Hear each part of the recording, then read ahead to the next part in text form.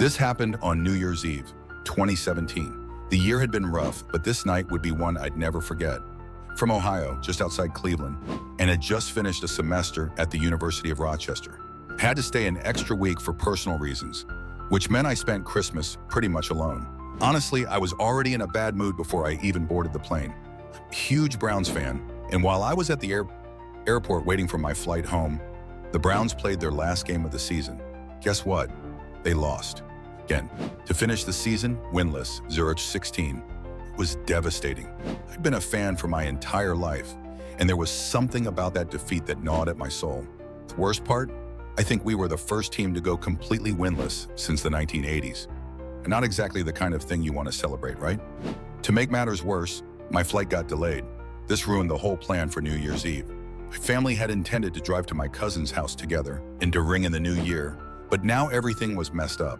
Since I couldn't get there on time, my parents decided to leave without me in the main car. I was stuck with the spare car alone. To make up for it, my mom left our golden retriever, Vera, behind to keep me company.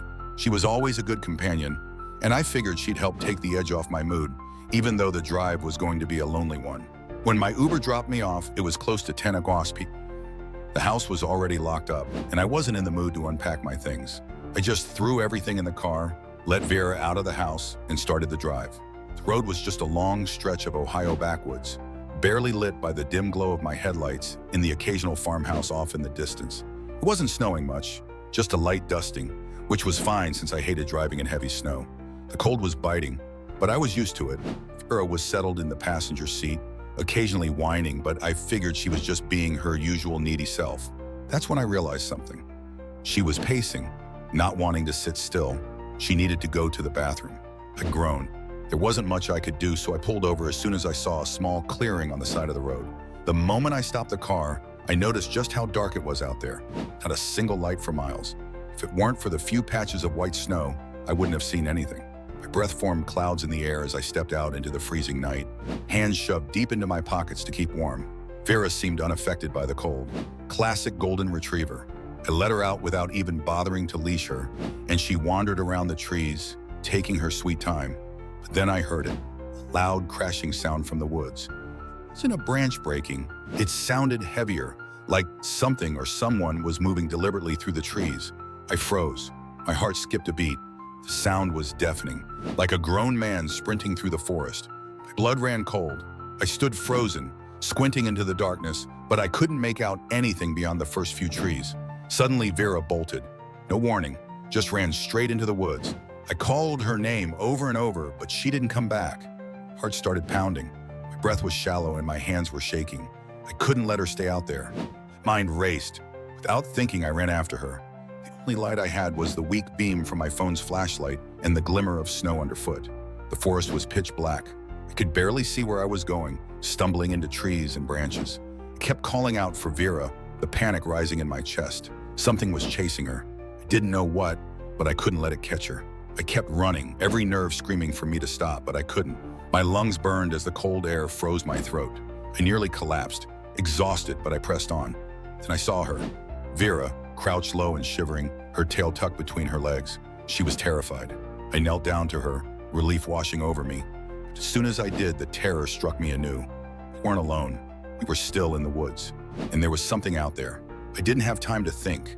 I grabbed Vera, told her to follow me, and started back toward the car. But the woods were so disorienting. I had no idea if I was going the right way. Then I heard it again, that crashing sound. I didn't wait to find out what it was. I ran. Vera darted ahead of me, and I followed, praying we weren't being followed. But the crashing wasn't random. It was too deliberate, too close. Something was hunting us. I finally saw the car in the distance, and my heart leapt with hope. As I reached it, I froze. At the edge of the woods, 3 figures were standing in the dark, watching me. I slammed the door shut behind Vera and jumped into the driver's seat, my hands trembling as I started the car. My stomach churned when I looked back toward the woods. The figures were still there, just watching, waiting. I floored the gas pedal and didn't stop until I'd driven miles out of that godforsaken area. It wasn't until I calmed down that I noticed something. Vera was bleeding. My heart sank. There was a deep gash just below her shoulder blade. Someone had stabbed her. Panic surged through me. I couldn't let her bleed out. I pulled over, frantic, and found the first aid kit in the trunk. Mom always kept one in every car, which turned out to be the one smart thing she did. I cleaned Vera's wound, her body trembling as I tried to stop the bleeding. It didn't feel real. None of it did. I wasn't sure what had happened, but I knew one thing: something dark had been out there, something that shouldn't have been. As I drove the rest of the way home, I kept looking back. The woods, the figures, the crash, none of it made sense. But I couldn't shake the feeling that whatever it was that night, it wasn't human. I never told my parents about what happened that night. I don't know why. Maybe it was the fear of them not believing me. Maybe I just didn't want to relive it. But what I'm about to tell you is something I still think about, especially during the dark, cold nights at the end of the year. I know what I saw, and I know whatever was out there, it was waiting, watching, following.